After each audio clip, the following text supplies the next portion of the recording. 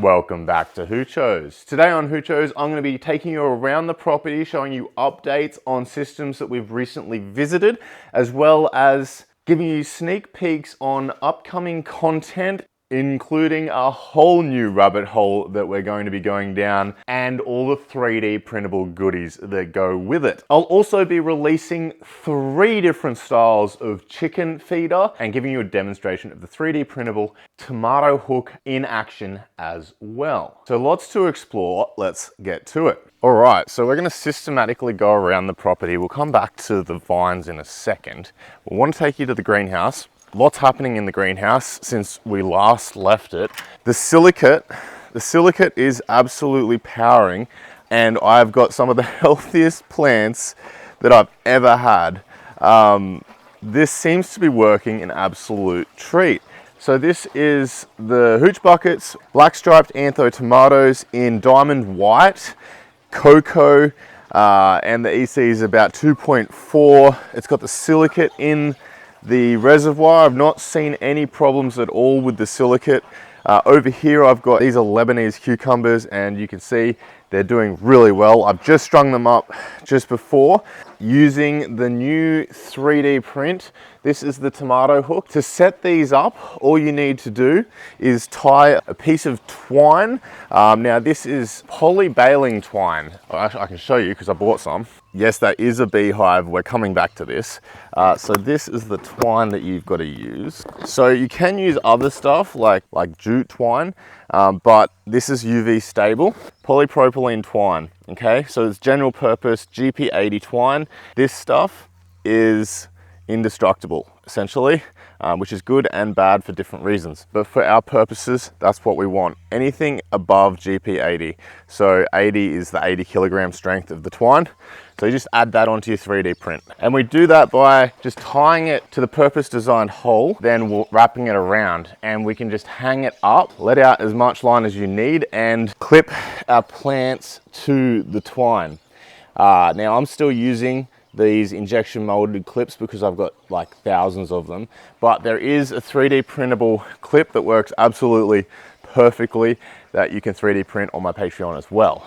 The Grow Spike auto system is going crazy as well. You can see we've got some really nice cucumbers coming through on all of these plants. These are a different variety. You can tell by the size of the leaves, and these ones are just absolutely killing it. I kind of wish I put those ones in here, but that's all right.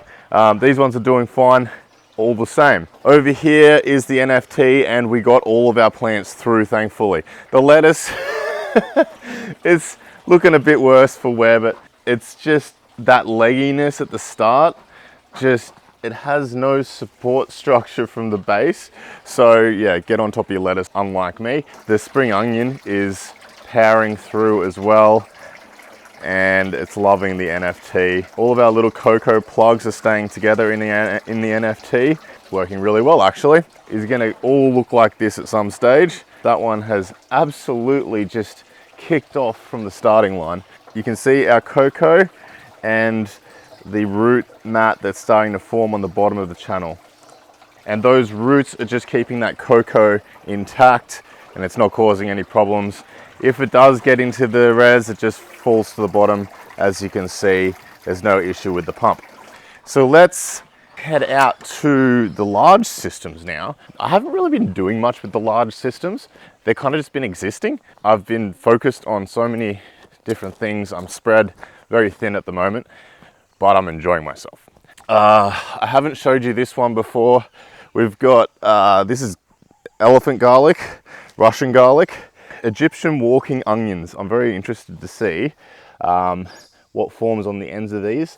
They're meant to walk across the ground essentially, because the bulb actually forms at the tip of the onion rather than down in the grow media, and they fall over, and that's why they're called walking onions. The dragon fruit's powering as usual. I really need to top this up. This is a drain to waste again. It's honestly one of the easiest plants to manage because, as I've said 1,000 times, it thrives on neglect. These are coffee plants. They're just in a grow spike in a rain gutter grow system. They're doing really well. They've powered actually. They are just so healthy. I'm not sure how we're gonna go for fruit, but speaking of fruit, these pineapples are years old, but have a look at what we have here. We have flowers and they're all flowering. This is actually, I haven't even noticed this before walking around right now. Look at that. We have, is that fruit? My God, we've done it. Hydroponic pineapples. All right, what have we got? These are taro plants, Japanese taro plants, and we've got them popping off, as you can see, around here, and they're doing fantastically just in this lazy man's garden. Over here we have what used to be peppers, but something's been eating them. Jalapenos, rosemary, society garlic, highly recommend. They are super useful. You can use them as chives. You can use them as like similar to garlic. It has a garlicky, spring oniony, chivey flavor. Really good. Just keep growing perpetually. Here's another taro that I just took out from when it popped over here, threw it in a small pot, and it's doing really well in a small pot. Oregano. In here we have a mixture of potatoes and ginger, and I've just not harvested them yet, and this volunteer sweet potato is doing really well as well. Galangal. This has stayed green all winter, surprisingly. Just a really hardy plant, and I've been using it in curries and stuff. It's fantastic. Look at these. These are very pretty. This is a society garlic. Speaking of flowers, over here, I'll take you for a walk. That's a beehive. So, as per usual, I've become obsessed with another thing. And I am at that age. Such a dork keeping bees. I mean, it's at least it's interesting though. It's obviously beekeeping age. This this is the flow hive. I've recently become obsessed with bees, and as everyone does when they initially look into bees, the flow hive reared its head, and I was kind of obsessed the moment I saw it. I've been thinking about this for years, to be honest. It's always been on the list. I've just pulled the trigger. So we will be exploring both this and the Langstroth hive in multiple different configurations, essentially. You can see I've got a second base here for other hives. I'll be exploring alternatives to the flow hive as well as creating my own. So this is what I'm calling the Hooch hive. And this is what I'm prototyping at the moment, and what we're going to be exploring in future videos. Now, this is not meant to be a full-size hive in this configuration. However, these are modular, so they are stackable, queen excluder. I'll have different styles of lids, and this module here can be stacked as many high as you like. So you can have this 6 foot high with modules full of your honeycomb. So we have a standard frame. It's just been miniaturized to the size that is the Hooch hive. And you can fit 6 frames in this hive. Obviously you would paint this white, and that's what I'll be doing. We'll be painting this white. And I've got a bunch more testing to do, so this is not available yet on my Patreon. And I'm gonna be putting this outside in the elements to make sure that it can withstand the heat and whatnot before we introduce any living organisms into it. But there you have it. That is the Hooch hive that I am very excited to release to the world. So my bees are obviously not in residence yet. I am picking them up next week, and that's an adventure that we'll go on together.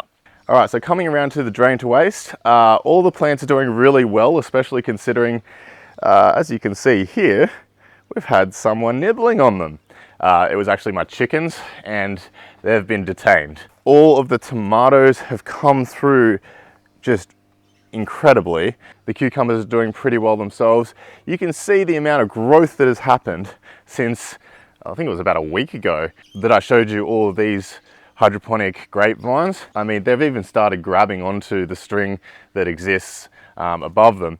So I'm gonna come along and I'm gonna take off all of these because we want to focus our growth on the leading tip that you've chosen. So just getting rid of all of the energy drain that's happening with all of these. As you can see, I've just got a string so that I can train them up the poles. All right, let me just remove all of this beekeeping equipment and set up the studio so I can introduce you to this 3D printable chicken feeder.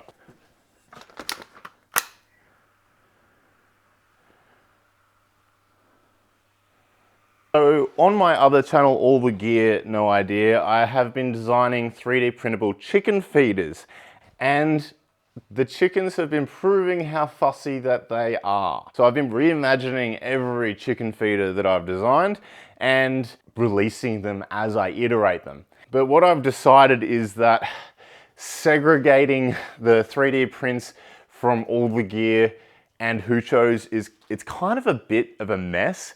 So I'm just gonna start releasing all my 3D prints to all my Patreons. Obviously, the higher tiers are gonna get the pre-releases so they can play around with the betas, the stuff that I haven't released to the public yet. If you're on the All the Gear tier or the Hoochos tier, I'm just gonna give you access to all of the prints from both channels because life is holistic, nothing isn't connected, and the channels are inextricably connected.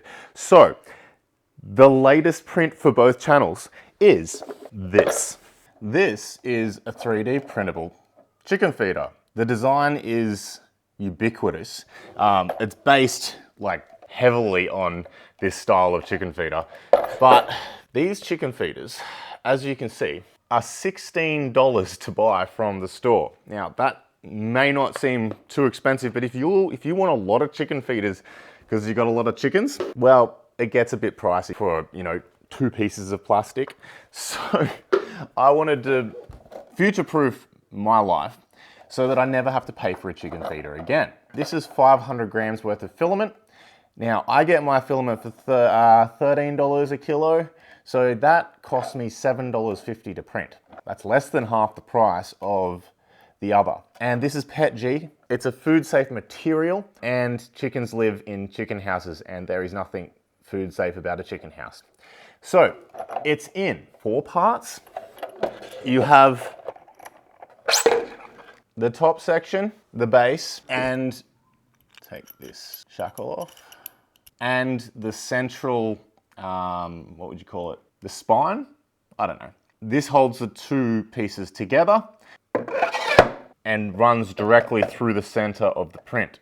Now this is actually remarkably strong. I've been testing this and I've had one hanging up out in my chicken pen for like months now, and it's absolutely fine. The thread works a treat actually. All of this prints without supports. So you can see that this prints flat laying down, and these 2 print one at a time on a bed. So it's really simple to put together. You just throw your spine up through the base and screw your eyelet on. And you can place this on the ground or you can hang it up. Just throw an eyelet or whatever you're using to hang it up, chain or whatever, into the top, like so. And you can hang it to keep it away from rodents and the ground. And here you can see some of the other chicken feeders that I've made. This one, these actually work, but just not as well as I would have hoped. The girls are a bit picky and they kind of just like it out in the open feeding like this. I'm not sure why, but they do work, that they'll eat out of it, but they'll prefer this. As you can see, this one was actually the first iteration, and I found out that this lug here is not big enough for most chain. So I redesigned that lug with this one. And this has been out for like months. If the girls push this, it just sort of moves it to the side and it gets that, as you can see here, that grit at the front. They kind of just give up on pushing it out of the way, and then they don't know that there's food behind that grit. But with this, because it moves, that grit gets pushed to the side and fresh food comes through. It's not covered, but if there is enough interest, I will design a cover for it. But I would probably have this under cover because there's no cover for the actual food anyway. And you'll only be really topping it up every few days to a week or whatever, however many chickens you've got. Topping up is pretty self-explanatory. You just fill it like this. Because it's segmented, you can actually see which side the girls are eating from. It's like every chicken feeder you've ever used before. All right, well, I hope you've enjoyed this episode of Hoochos. Plenty of exciting rabbit holes to jump down in the future. So make sure you're subscribed and you've hit that notification button, because I always forget to get you guys to do that. And share the channel too if you got mates that are into any of this stuff. Happy hydroponicking, and I'll see you next time on Hoochos.